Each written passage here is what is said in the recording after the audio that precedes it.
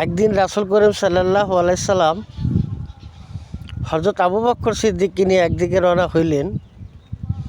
তো হঠাৎ করে দেখলেন যে একটা ষাঁড় গরু তার সামন দিকে আসতেছে। তা আল্লাহ রাসূল আল্লাহ তাকে দৃষ্টিশক্তি দিছে সব কিছু দেখার জন্যে, যে আমরা সাধারণ মানুষ যা না দেখি আল্লাহ রাসূল তা দেখতেন।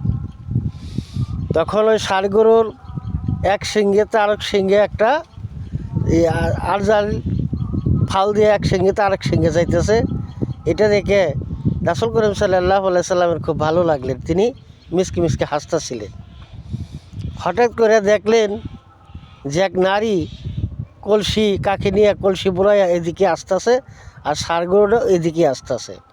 তখন আল্লাহ রাসূল বুঝতে পারলেন যে ওই আরজাল ষাঁড়ের সিংহে যে আরজাল রেস ওইটা এই নারীকে রূহ কবজ করবে, এই জন্যে তিনি কাঁদলেন।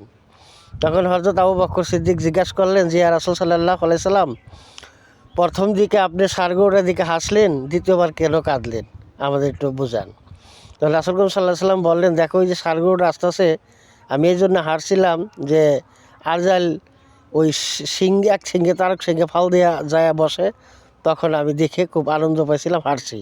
দ্বিতীয়তে দেখতে পেলাম যে ওই যে নারীটা কলসি কাহিনী পানি ভরে আসতেছে, তখন বুঝতে পারলাম যে ওই নারীটাকে গরুতে গুতা দিয়ে মাইরা ফেলাইব, আর এই সিংহে আরজাল আছে, এই জন্য আমি কাঁদলাম।